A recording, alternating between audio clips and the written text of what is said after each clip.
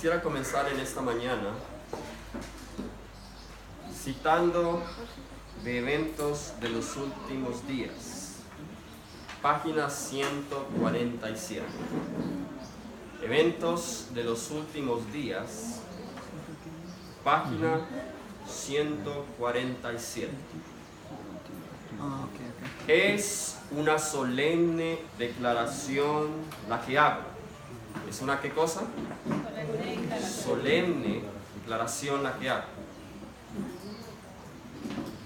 a la iglesia, de que ni uno de cada 20 de aquellos cuyos nombres están registrados en los libros de la iglesia se haya preparado para terminar su historia terrenal, y que estaría tan ciertamente sin Dios y sin esperanza en el mundo como un pecador común.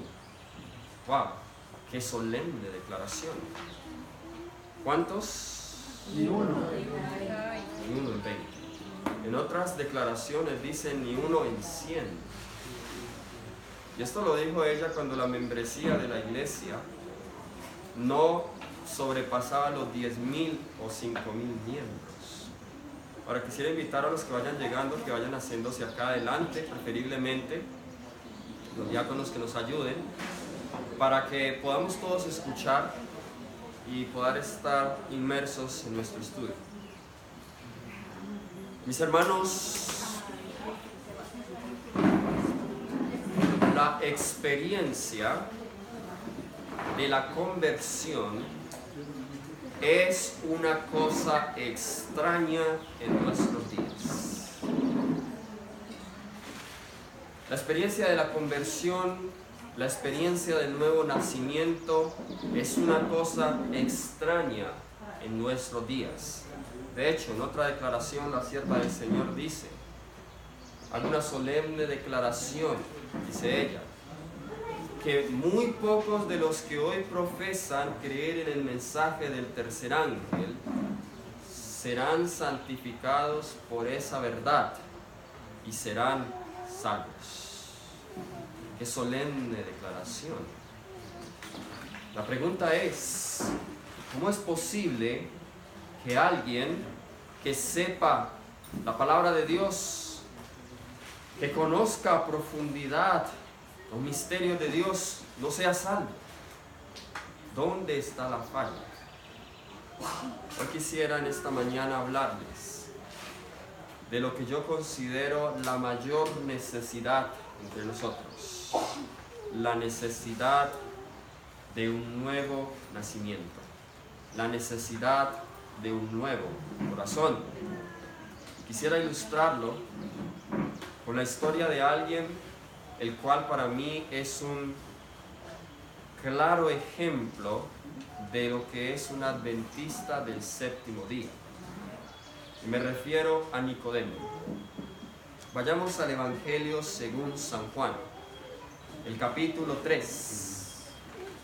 El Evangelio según San Juan, capítulo 3. Vamos a leer desde el versículo 1. Evangelio según San Juan, capítulo 3. Vamos a comenzar leyendo desde el versículo 1. Había un hombre de los fariseos que se llamaba Nicodemo, un principal entre los judíos. Aquí desde el comienzo vemos quién era Nicodemo. No era cualquier persona, ¿era quién? Un principal, tenía un puesto honorable. Principal, tenía un puesto honorable.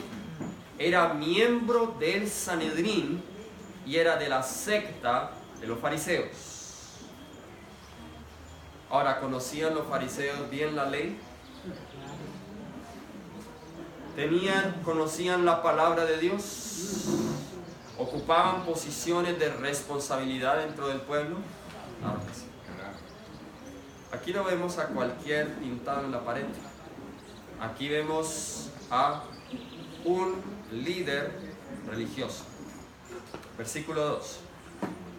Este vino a Jesús de noche y le dijo: Rabí, sabemos que has venido de Dios como maestro. Vamos a parar allí. ¿A qué horas vino Jesús? Qué interesante. De noche. ¿Por qué fue de noche?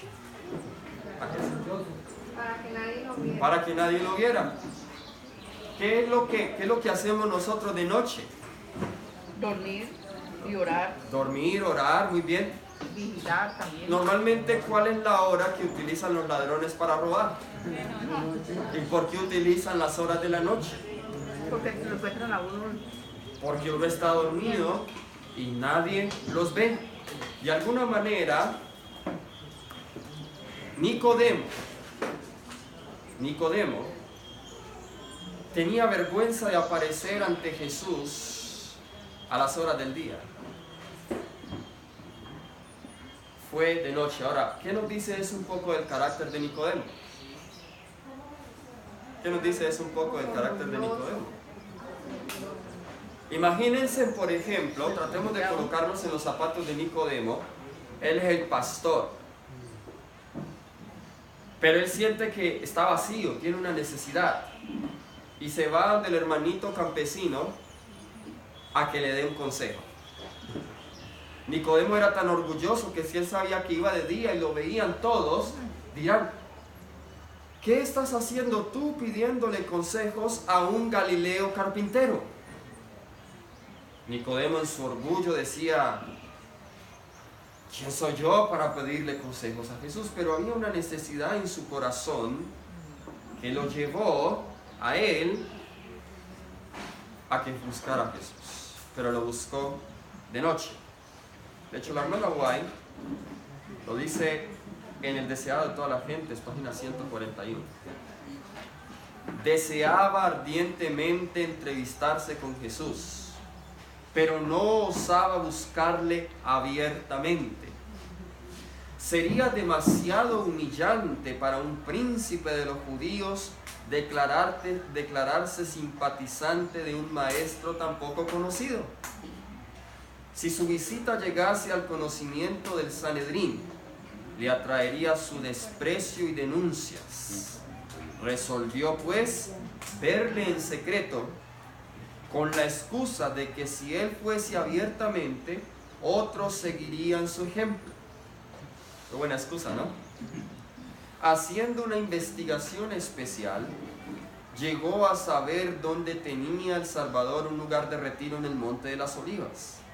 Aguardó hasta que la ciudad quedase envuelta por el sueño y entonces salió en busca de Jesús. Ahora Nicodemo llega, en el versículo 2 dice: sabemos que has venido de Dios como maestro, porque nadie puede hacer estas señales que tú haces si no está Dios con él. Miren la declaración y el reconocimiento que hace Nicodemo de Jesús. Yo sé que eres un maestro. Ahora, ¿estaba trabajando el Espíritu Santo en el corazón de Nicodemo? Pero aún estaba en su proceso. ¿Saben por qué? Porque ¿cómo reconoce a Jesús? ¿Como Salvador o solo como maestro? Solo como maestro. Rabí le dice: sabemos que has venido de Dios como... Nicodemo tenía algunas cosas que aprender. No veía aún a Jesús como Salvador, aún lo veía como un maestro. Y Jesús lee su corazón y de una manera un poco irrespetuosa, aunque no lo fue así, sino que ininterrumpida, Jesús interviene y corta la conversación de Nicodemo y va a la raíz del problema. Versículo 3. Respondió Jesús y le dijo. Traten de mirar y seguir la lógica. Primero, ¿qué era el reconocimiento que había hecho Nicodemo de Jesús?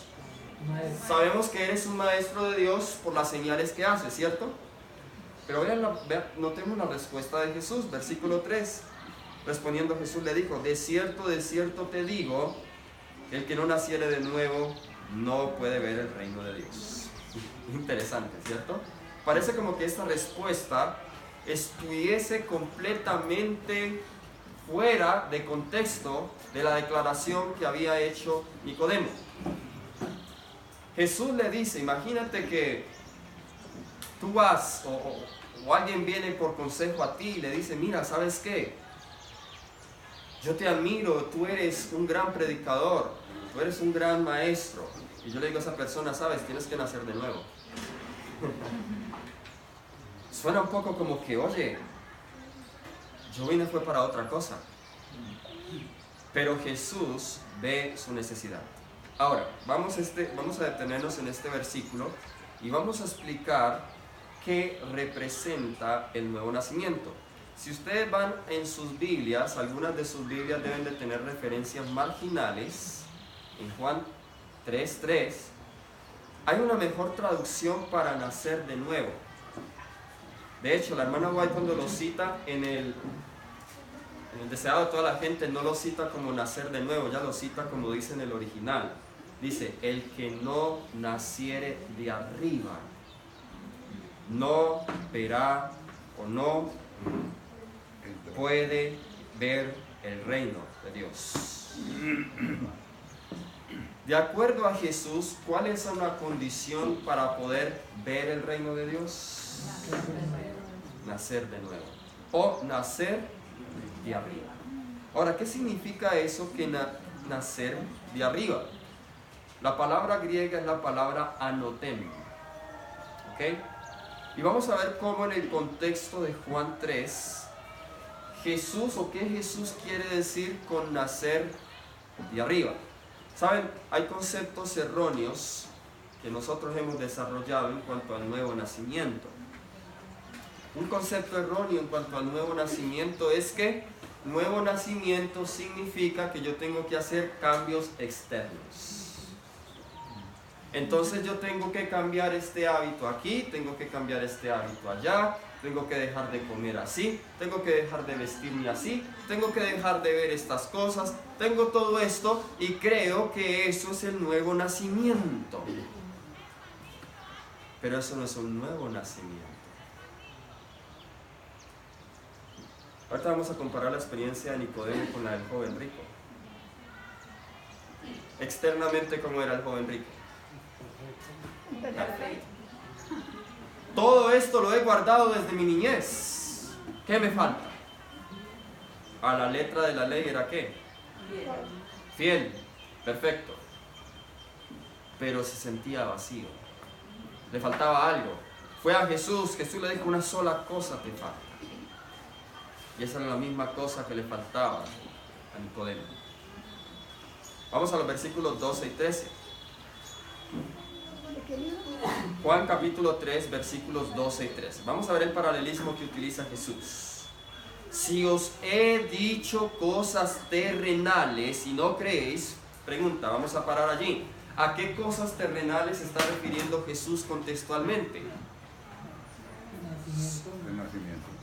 Si usted lee los versículos anteriores, Jesús le da a Nicodemo dos ilustraciones con las cuales él se puede relacionar en cuanto al nuevo nacimiento. ¿Cuál es la primera ilustración? Cómo nace un niño de la madre, ¿cierto? Y la segunda ilustración, ¿cuál es? El viento sopla y no sabe de dónde viene, a dónde va. Así es todo aquel que nace del Espíritu.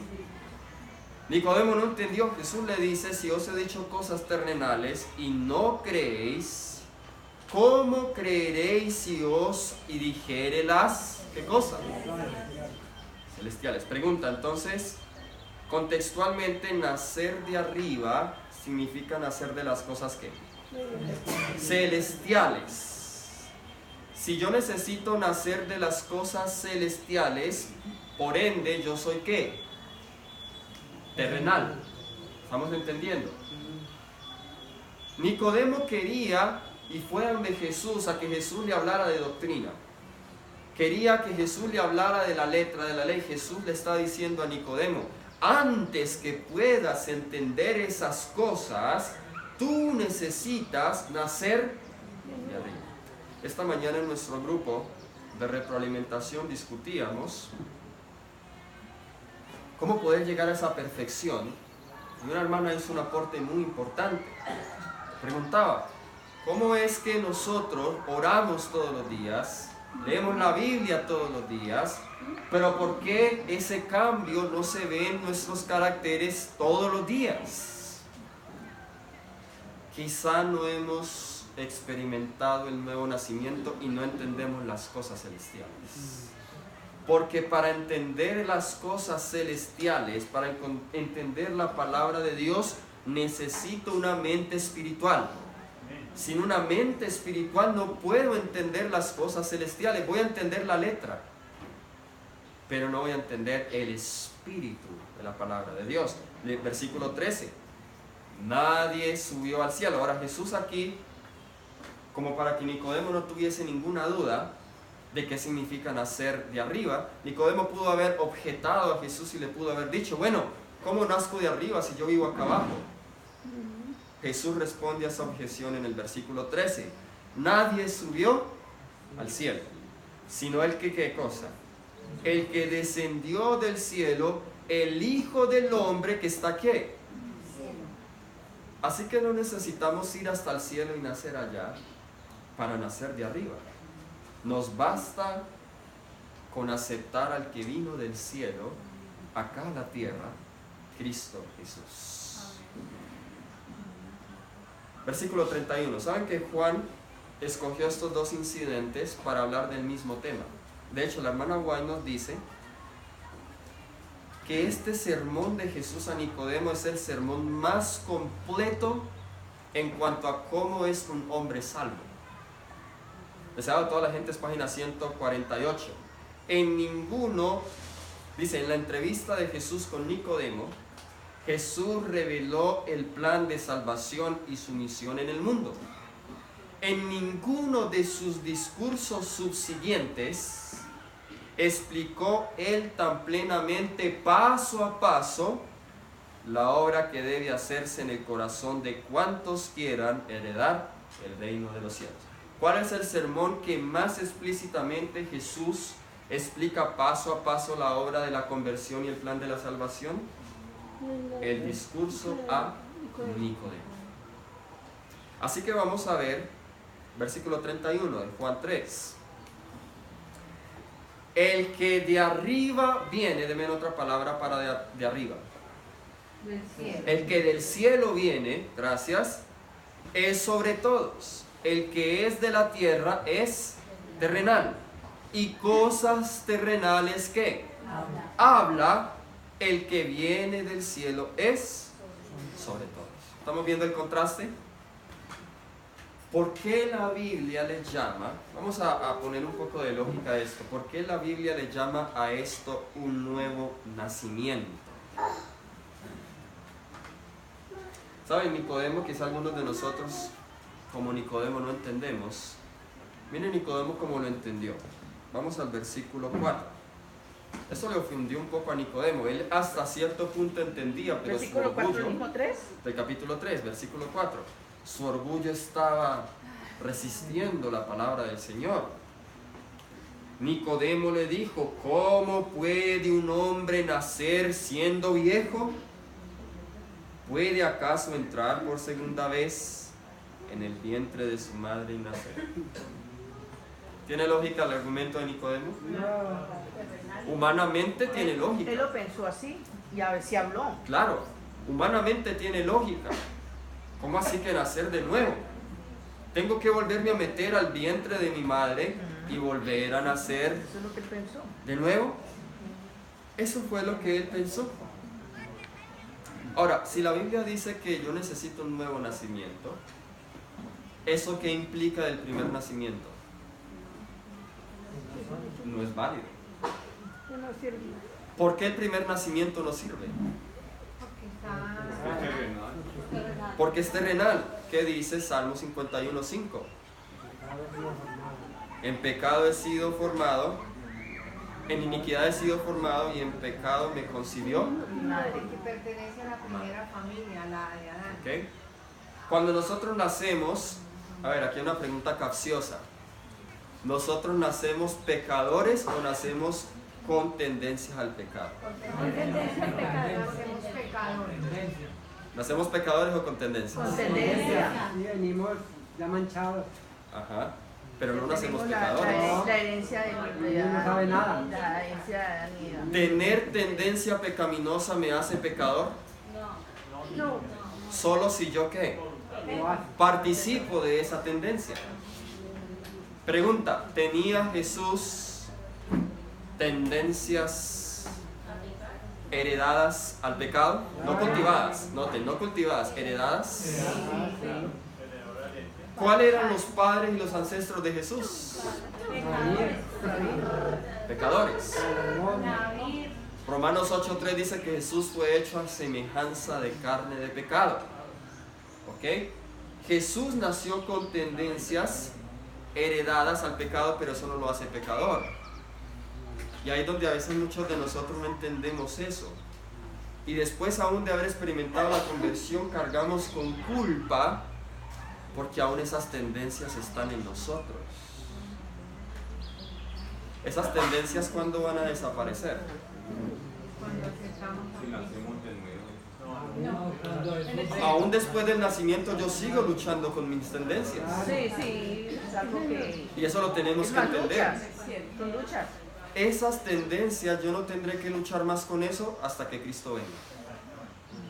Pero voy a tener victoria sobre ellas antes. ¿Estamos entendiendo la diferencia? Yo voy a tener que luchar con esta carne de pecado. 1 Corintios 15 dice que cuando Él venga transforma esta carne. ¿Ok? Ahí se refiere a esa naturaleza. No solamente el cuerpo que se enferma, sino esa naturaleza. Eso lo transforma Cristo cuando venga. Pero la victoria sobre eso es antes del tiempo, antes del cierre del tiempo de la gracia. ¿Ok? La victoria sobre mis tendencias. Ya que yo nazco con eso de mi padre, de mi madre, por ejemplo, yo puedo ahorita ya como adulto, yo puedo saber qué cosas malas heredé de mi papá y de mi mamá. Y ahorita que soy casado, mucho más. Me he visto más a mí mismo como soy. Que yo, wow, mira. Había maneras que yo como soltero no podía actuar como mi papá actuaba. Pero ahorita que soy casado veo que salen de mí algunas tendencias carnales que mi papá tenía, pero solo se revelan ahora cuando soy casado. Yo, uy Señor, yo no sabía que eso estaba allí. Y ahí sale. Señor, te entrego esto. Esa tendencia heredada, sea el apetito, sean gustos, sea temperamentos, todo eso le hereda a uno de los padres. Y a eso se añade las que usted mismo cultiva. ¿Ok? Y por eso es necesario un nuevo nacimiento. Porque el primer nacimiento no nos sirve. Ahora les hago una pregunta. A ver, los padres, ¿cuándo es que sus hijos se hacen hijos suyos? Es un poco Cuando le irónica damos la el pregunta. apetito, el apellido. Cuando tiene el apellido, bueno. Pues es una buena respuesta. ¿Cómo? Cuando empiezan a comprender ya la experiencia de los padres. Ok. No, pero legalmente, ¿cuándo es que usted dice, este es mi hijo? Cuando sabe que lo engendró. Cuando nace, ¿cierto? Ese es el hijo, ¿cierto? Así que un hijo se hace hijo de un padre cuando nace. O cuando es concebido. La concepción, podríamos ir más atrás a la concepción. Ok. ¿Cuándo nos hacemos hijos de Dios? Otra pregunta capciosa. La misma manera que como en lo natural es en lo espiritual. Primera de Juan capítulo 3 versículos 1 y 2. Mirad cuál amor nos ha dado el Padre para que seamos llamados. Ahora pregunta, ¿somos todos hijos de Dios? Sí. Por creación. Por creación somos Por hijos. creación. Sí y no. Pero por por creación. adopción. Sí por creación. Sí. Creación y porque Él nos adoptó. Exactamente. Exacto, Sí por creación, pero no por redención. Por redención solo son los verdaderos hijos de Dios los que nacen de nuevo. ¿Estamos entendiendo? Los que nacemos de nuevo ya somos hijos de Dios no solamente por creación, sino también por redención. ¿Sí? Aunque hoy por hoy todo el mundo de todas las religiones posibles, y aún hasta los asesinos y los ladrones dicen, es que yo soy hijo de Dios, y quienes dicen que no, entonces uno les dice, por creación son hijos, dicen, no, es que murió en la cruz del Calvario por mí, y hubo uno que me dijo, es que Jesús dijo que él no había venido a llamar santo a arrepentimiento y no a pecadores, entonces yo tengo que seguir pecando y pecando y pecando para que Jesús me pueda salvar, Ok. porque si usted es santo, entonces si yo me hago santo yo no me salvo. Vamos a ilustrarlo de la siguiente manera. Es terrible eso, ¿no? Romanos 8, claro. Pero tiene una El mente andar en el renovada. Espíritu. Romanos 8, 14, miembros del Espíritu. Claro, ahorita vamos a ir a esos versículos. A ver, voy a tomar un ejemplo para ilustrarlo. Voy a tomar el ejemplo de Steven, el hijo del hermano Rodolfo y la hermana Mari. Steven es muy parecido, tiene parecidos a su mamá y tiene parecidos a su papá físicamente. ¿Ok? Hay algo en común en todos los hijos que de alguna manera se parecen a quién. Al papá o a la mamá. Al papá o a la mamá. Bueno, yo. Lo que a mí me hace hijo de alguien es el ADN.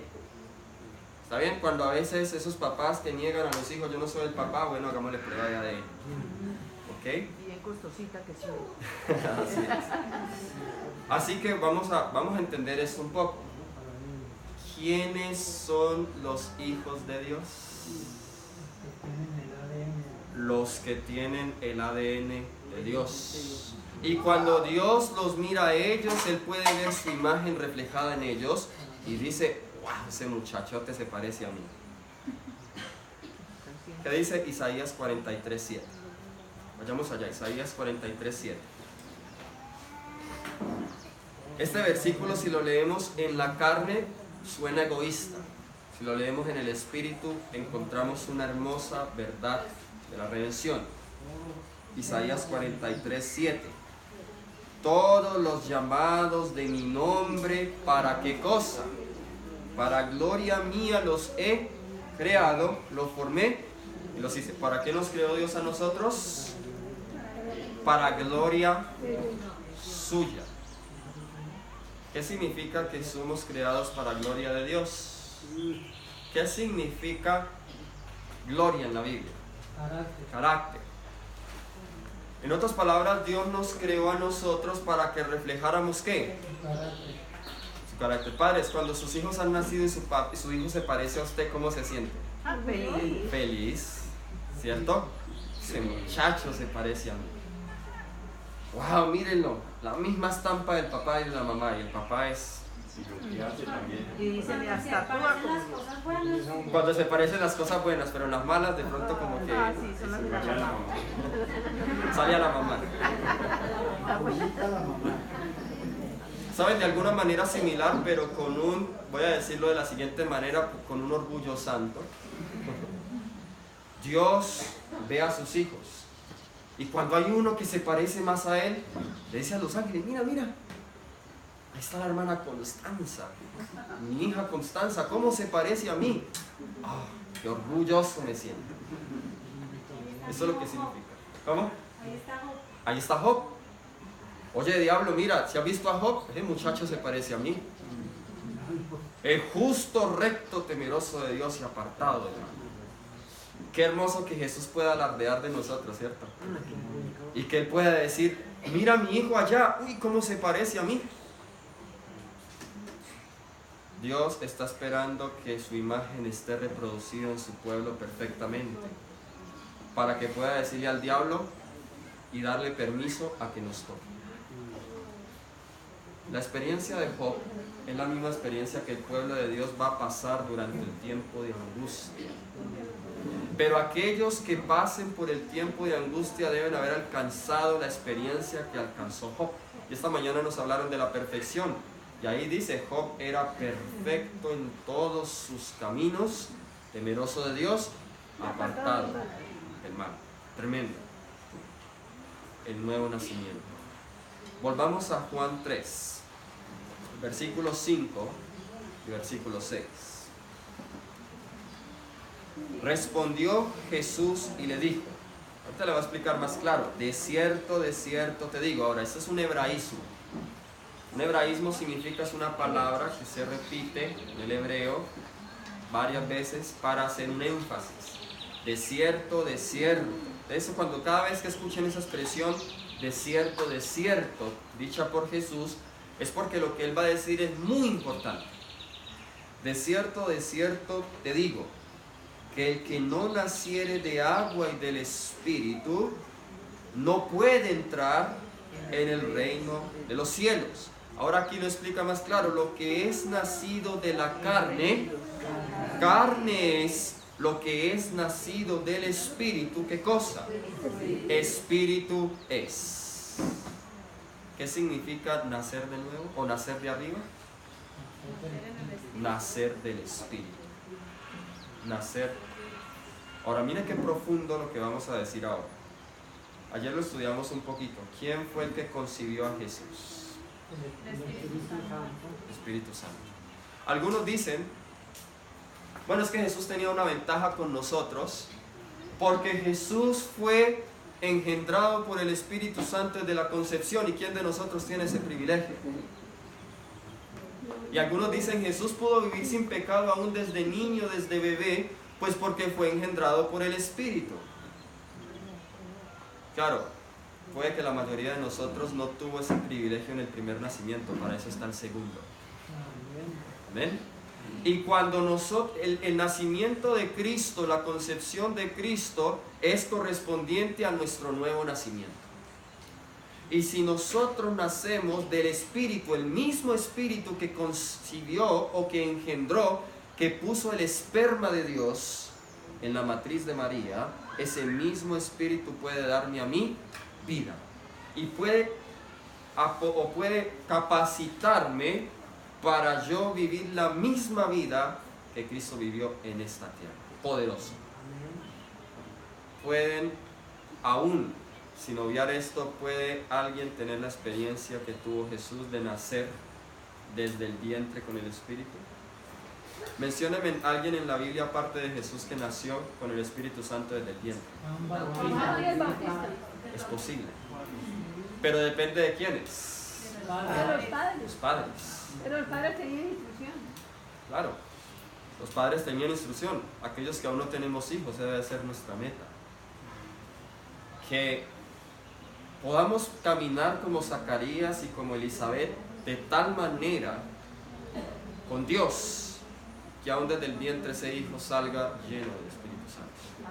Pero para los que no la hemos tenido como yo, hay esperanza, nuevo nacimiento.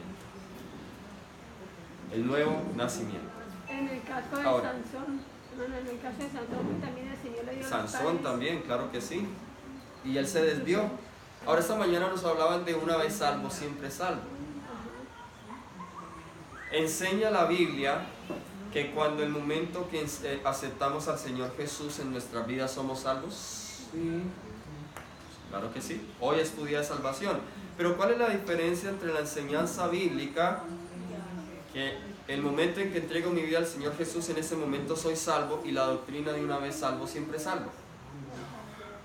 La doctrina de una vez salvo, siempre salvo nos enseña que simplemente la primera conversión o el primer nuevo nacimiento que usted tuvo es suficiente. Y no importa si usted se equivoca, peca y el Señor no se encarga del resto. Por lo contrario, la Biblia enseña que eso no es suficiente, sino que yo tengo que renovar ese nuevo nacimiento día tras día. Día tras día debo de morir. ¿Qué dijo Pablo? Cada día muero. Cada día hay que morir. Ahora vayamos a Juan capítulo 8, versículo 23. ¿Qué significa ser de la tierra? ¿Qué significa ser de abajo? Jesús utiliza otra palabra aquí. Juan 8, 23. Juan capítulo 8, 23. Ahorita vamos entonces ya a profundizar un poco más en este punto. Nos dice, y les dijo, ¿vosotros sois de qué? De abajo. Deme otra palabra para de abajo. De acá la tierra. De acá de esta tierra. Muy bien. Sí, Vosotros 8:23. sois de abajo, yo soy de arriba. La misma palabra anoten.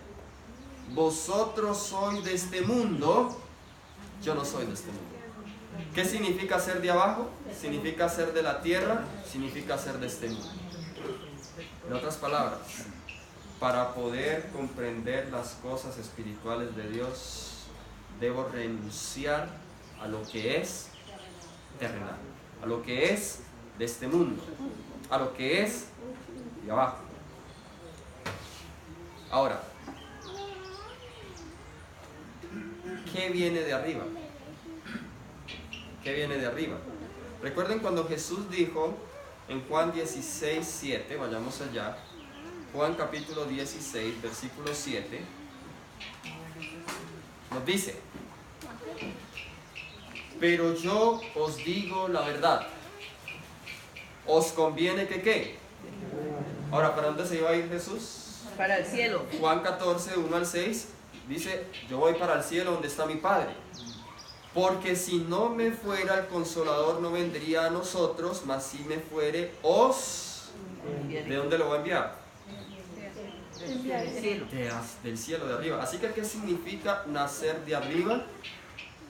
Significa nacer del Espíritu Santo, que es el que viene ¿de dónde? De arriba. Nacer de arriba significa entonces ser transformados por el poder del Espíritu. Volvamos a Juan capítulo 3, versículo 3. Ahora, quiero hacer un énfasis en un verbo especial que encontramos aquí. Juan capítulo 3, versículo 3. De cierto te digo, que el que no naciere de nuevo, ¿no qué cosa? Miren ese verbo. ¿No qué? No puede. ¿Saben cuál es ese verbo no puede en el griego? No ver. En el griego ese verbo puede es el griego dunamai. Y de ahí viene la palabra dinamos. Es la misma raíz griega de la palabra dinamos que encontramos en Romanos 1:16, donde dice que el Evangelio es poder de Dios Para salvación. para salvación. Así que, ¿qué significa no puede ver el reino de los cielos? No tiene poder para vivir y tener la experiencia del reino de los cielos aquí en la tierra. Todo este tiempo quizá hemos comenzado al revés. El nuevo nacimiento no es de afuera hacia adentro. El nuevo nacimiento es de adentro hacia afuera. Yo no obedezco para ser salvo. Yo soy salvo para obedecer. ¿Estamos entendiendo? No obedezco para ser salvo. Soy salvo para obedecer. ¿Cuándo es que soy salvo? Cuando nazco de nuevo. Cuando nazco del Espíritu. Si no, no hay poder espiritual en mi vida. Pablo lo ilustró de la siguiente manera. Vayamos a Romanos capítulo 7. Romanos capítulo 7. Vamos a leer desde el versículo 15 en adelante. Porque lo que hago no lo entiendo, pues no hago lo que quiero, sino lo que aborrezco, ¿qué? Eso hago. Y si lo que no quiero esto hago, apruebo que la ley es buena. Versículo 19. Porque no hago el bien que quiero, sino el mal que no quiero, eso hago. Y si hago lo que no quiero, ya no lo hago yo, sino que el pecado que mora en mí. ¿Cuál es el problema? ¿Qué es lo que debilita la voluntad? ¿Qué es lo que no nos permite hacer lo bueno que queremos hacer? El pecado que vive en mí. Y por eso necesitamos un poder que viene de lo alto, no nace de mí. El problema con nosotros es que cuando sabemos y hablamos de la nueva conversión, tratamos de buscar algo bueno dentro de mí. Trato de depender de esos buenos impulsos con los que nací. Trato de depender de mis propias obras. Quizá digo, no, tengo que orar más. Quizá digo, no, tengo que estudiar más la palabra. Esas cosas son buenas y tienen su lugar. Pero ni aún la cantidad de oración, ni aún la cantidad del estudio de la palabra te va a servir si no naces de arriba, si no naces de nuevo. Por eso es que la experiencia del nuevo nacimiento es un misterio para muchos. El nuevo nacimiento, ya vamos a ver de forma práctica cómo experimentarlo. Ahora vayamos a... Una pregunta. Sí, A veces a uno le da desconsuelo y saca de la palabra ahí. Cuando uno trata de hacerlo mejor y el día que trate de hacerlo mejor, ese día está haciendo contrario. Entonces yo veo esa, ¿no? Esa valencia. Sí, esa falencia. Y a veces uno se desanima porque entre más lucha, entre más horas, más tentación de Satanás. Más mal le va ese día, más tiene contrapiezos, en fin. Pero con Cristo soy más que vencedor. Amén. Exactamente. Pablo lo ilustra de la siguiente manera, versículo 24, ahí mismo en Romanos 7. Oh wretched man that I am, oh miserable de mí. ¿Saben que esta palabra en el griego, la raíz wretched, miserable, solo aparece 2 veces en el Nuevo Testamento? ¿Saben cuál es la otra vez donde aparece? En el mensaje de la Odisea. No sabe que tú eres miserable. Esa palabra es la misma palabra griega que esta. La misma palabra. Hay varias palabras griegas que se traducen como miserable, pero no todas tienen la misma raíz. ¿Qué nos dice de la Odisea? La Odisea sabe hacer el bien, sabe la voluntad de Dios, sabe la teoría de la verdad, pero entre más sabe, más miserable se siente porque no tiene poder, no tiene dunamai para obedecer. Esa es la experiencia. ¿Qué necesita la Odisea? La Odisea necesita un nuevo nacimiento. Afortunadamente tenemos Romanos 8. Romanos 7, caminando en la carne. Romanos 8, caminando en el Espíritu. Versículo 8, ahora pues, ¿alguna condenación hay? Muchas gracias. Eso hace mucha diferencia. Ninguna condenación hay para los que, ¿qué cosa? Están en Cristo Jesús. Los que no andan conforme a la carne, sino conforme a ¿qué? Al Espíritu. Los que están en ¿qué? En Cristo Jesús. A ver, hay muchas cosas para decir. Déjenme ilustrarlo de la siguiente manera.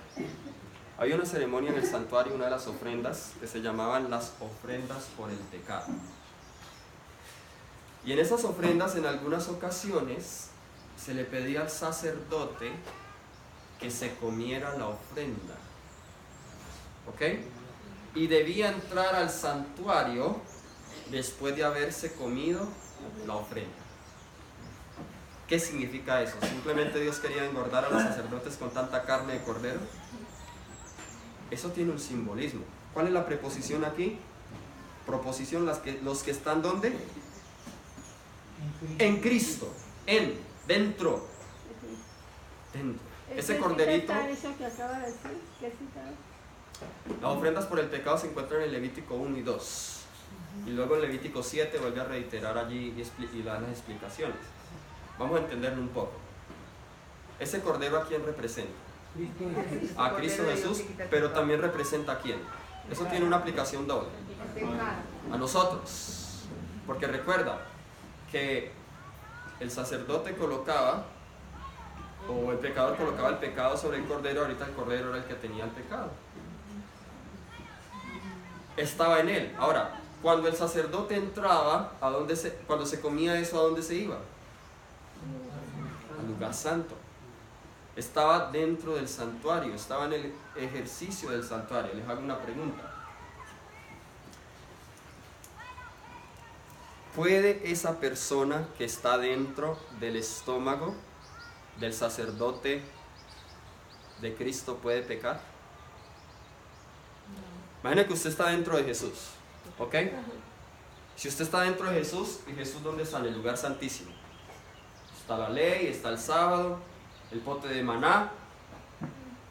¿Dónde iría Jesús? Jesús andaría y diría todas las cosas que son santas y buenas, ¿cierto? Mientras tú estás dentro de Jesús, ¿hay posibilidad de que peques? No.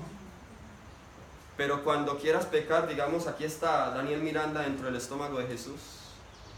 y Daniel Miranda dice, ay, yo me quiero ir allá, estamos en el mundial, quiero ir a ver al partido de la selección. ¿Ok? ¿Qué tiene que hacer Jesús? Bueno, yo no puedo ir allá, tú tienes que salirte. ¿Estamos entendiendo? Sí. ¿Por qué en la Odisea entonces Jesús dice, estoy qué? Estoy a punto de qué? ¿Qué es lo que el cuerpo vomita? Lo que no siente ganas de tenerlo ahí. Lo que no es compatible. Si podemos estar dentro de Jesús, pero cuando queramos seguir algo que no es compatible, Jesús tiene que, eso no va conmigo, tengo que vomitarte. ¿Estamos entendiendo la ilustración? Eso es diferente a una vez salvo, siempre salvo. Yo soy salvo mientras permanezco en Cristo. Pero cuando yo quiero hacer mi voluntad, el Señor respeta esa voluntad, pero dice, por favor, tienes que salirte de mí. Tienes que vomitarme. Pero yo puedo volver otra vez a meterme dentro de Él. No. ¿Sí? Yo puedo volverme a meter dentro de Él cuando me arrepiento. Cuando nazco de nuevo, vuelvo a meterme dentro de Él.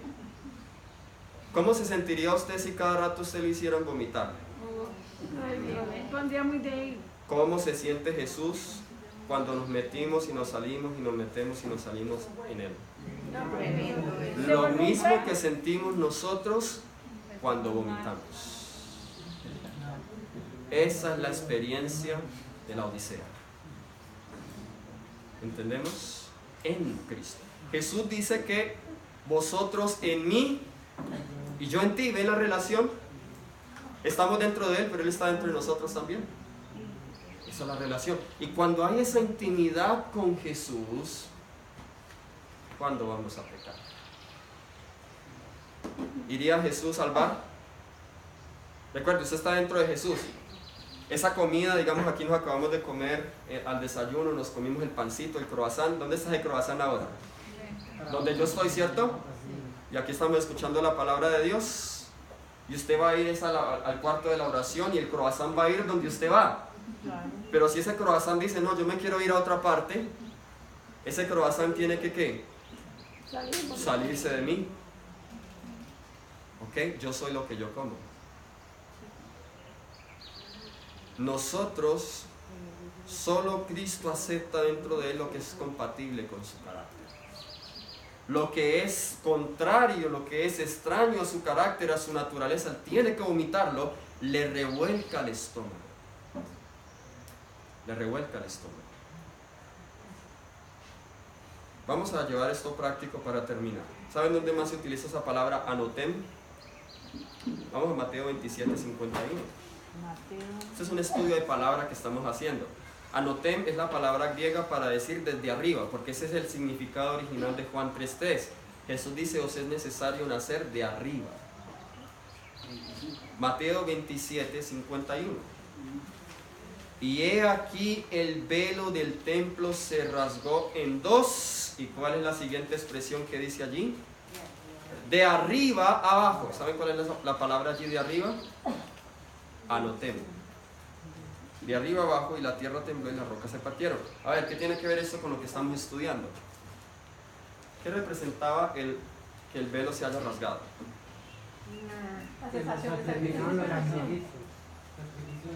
El sacrificio y la ofrenda cesarían. Muy bien, eso con respecto a la salvación, ¿qué tiene que ver? De hecho, no es casualidad que se haya rasgado de arriba abajo. ¿Eso qué implica? Que es un acto ¿qué?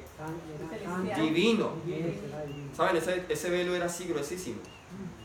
No había humanamente, usted no lo podía rasgar. Y si podía, tenía que ser desde abajo hacia arriba. ¿Cierto? No desde arriba hacia abajo. ¿Ok? ¿En qué dependían los judíos para su salvación? ¿En qué dependía Nicodemo para su salvación? En sus sacrificios, en sus obras, en sus ofrendas. El velo se rasga como símbolo de que ningún esfuerzo humano son necesarios para la salvación. El verdadero símbolo, Cristo Jesús ya había venido para librarnos de nuestros pecados. Vamos a otro lugar en las Escrituras donde se utiliza la misma palabra anotem. Santiago capítulo 1 versículos 17 y 18. Santiago capítulo 1, versículos 17 y 18. Cada palabra tiene un peso en las escrituras, así que no perdamos de vista el peso de cada palabra aquí. Toda buena dádiva. Deme otro sinónimo para dádiva. Regalo. ¿Nos gustan los regalos? A mí me gustan. Aquí vamos a ver cómo podemos obtener regalos de arriba. Toda buena dádiva y todo don perfecto desciende ¿de dónde? ¿Cuál creen ustedes que es la palabra ahí de lo alto? La misma palabra griega en Juan 3:3, anotem, del cielo de arriba. El del Padre de las luces, en el cual no hay mudanza ni sombra de variación. Él de su voluntad, y ahorita vamos a ver la relación aquí, él de su voluntad, ¿qué cosa? Nos hizo ¿qué? Nacer. Juan 3 nos habla del nacimiento. Están en el mismo contexto. Él de su voluntad nos hizo nacer. ¿Por qué cosa? Aquí está el segundo elemento para experimentar el nuevo nacimiento. ¿La qué cosa? La palabra de verdad, para que seamos primicias de sus criaturas. ¿Nos hizo nacer a través de qué cosa? La palabra de verdad. Ahora, Jesús en Juan 6 compara la palabra y habla de el maná que descendió del cielo. Noten, ¿de dónde descendió? Del cielo. De arriba. Anoten la palabra. Ahora, esto para Nicodemo era una reprensión, porque él en que había dependido todo su tiempo para la salvación, sus propias obras. ¿Ok? Aún en el mero estudio de la palabra. Vamos a ir más prácticos con eso. Santiago capítulo 3, versículos 13 al 17. ¿Quién aquí desea saber si ha nacido de nuevo o no? Amén. También. Vamos a leer unos versículos un poco fuertes, pero tenemos que leerlos. 16 y 17. Santiago 3, del 13 al 17. Porque aquí nos muestra si hemos nacido de nuevo o no. ¿Quién es sabio y entendido? Mira qué interesante esa pregunta. Entre vosotros, muestre por la buena conducta sus obras en qué cosa? Sabia mansedumbre. Pero si tenéis celos amargos, no, gracias a Dios, eso aquí entre nosotros no está. Vamos a leerlo por si algo nada más. Y contención en vuestro corazón, no os jactéis ni mintáis contra la verdad. Porque esta sabiduría, contextualmente, ¿a qué sabiduría se está refiriendo? No. ¿Qué es lo que venía diciendo en el versículo 14? Celos amargos, contención en vuestro corazón. Esa sabiduría no es la que desciende de anotem, ahí está, de lo alto. No es la que desciende de arriba, de lo alto, sino terrenal. ¿Habíamos visto esa palabra antes? Claro que sí, sino terrenal. Juan solo dijo hasta terrenal, pero Santiago lo pone más fuerte aún. Animal diabólico. Wow. ¿Cómo describe la Biblia a la persona que no ha nacido de nuevo? Una persona terrenal, animal y diabólica. Wow, muy fuertes esas palabras. Menos mal no las estoy diciendo yo. La Biblia las está diciendo. ¿Cómo sé si yo he nacido de lo alto o no? Yo no sé si en mí hay celos amargos todavía. Yo no sé si en mí hay contención, pero note que la contención no es hacia puños afuera. ¿Contención dónde? En nuestro corazón. Versículo 16. Porque donde hay celos y contención, allí hay perturbación y toda obra perversa. Los celos, orgullo, suficiencia propia, egoísmo, esas cosas son de la carne. Y mientras la sigamos albergando en nuestro corazón, muy difícil para que el Espíritu Santo haga una obra en nuestras vidas. Versículo 16, versículo 17, pero la sabiduría que es, ¿de lo dónde? De lo alto. La misma palabra griega, anotem, es primeramente pura, después pacífica, amable, benigna, llena de misericordia y de buenos frutos, sin incertidumbre. ¿Y cuál es la siguiente palabra? ¿Ni qué cosa? ¿Qué era Nicodemo? Un fariseo. ¿Y cómo Jesús le llamó a los fariseos? Hipócritas. Y el fruto de la justicia se siembra en paz para aquellos que hacen la paz. Mis hermanos, mi mayor necesidad es la necesidad de un nuevo nacimiento. Esto tiene que ser práctico. Yo puedo salir de aquí pensando, bueno, yo ya nací de nuevo. Yo no sé si estas cosas aún están en nuestras vidas. Aquí es donde debemos centrar nuestra atención. Mi hermano, no nos preocupemos mucho por las cosas externas, son importantes. Preocupémonos por adornar el corazón. Preocupémonos por morir cada día al yo. Las cosas externas van a salir naturalmente. Nuestra primera obra debe comenzar con el corazón.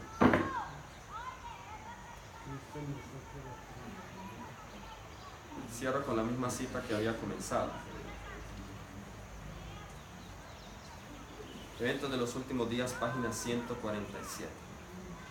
Es una solemne declaración la que hago a la iglesia, de que ni uno de cada 20 de aquellos cuyos nombres están registrados en los libros de la iglesia se haya preparado para terminar su historia terrenal, y que estarían tan ciertamente sin Dios y sin esperanza en el mundo como el pecador común.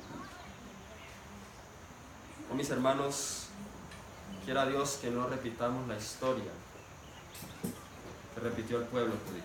Afortunadamente, este discurso le cambió la vida a Nicodemo. Y Nicodemo se convirtió en uno de los pocos fariseos que aceptó a Jesús. ¿Saben cuán rico era Nicodemo?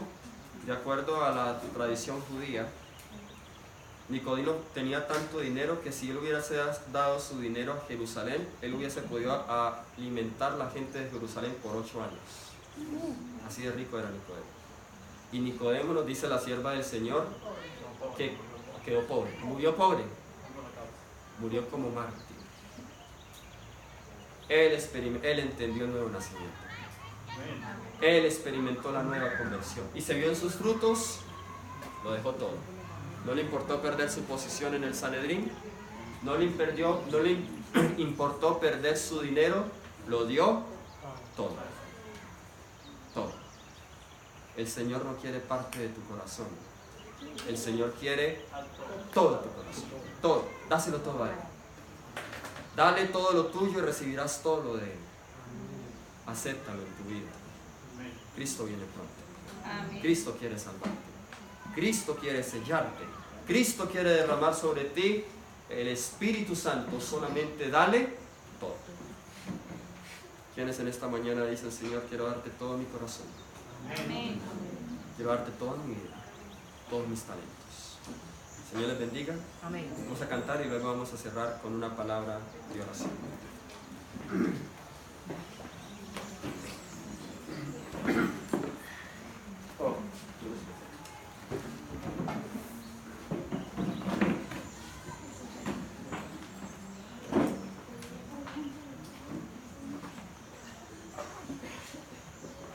Bien, la canción que vamos a interpretar se titula Canción del Espíritu.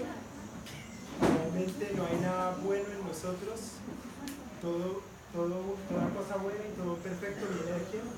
De Dios.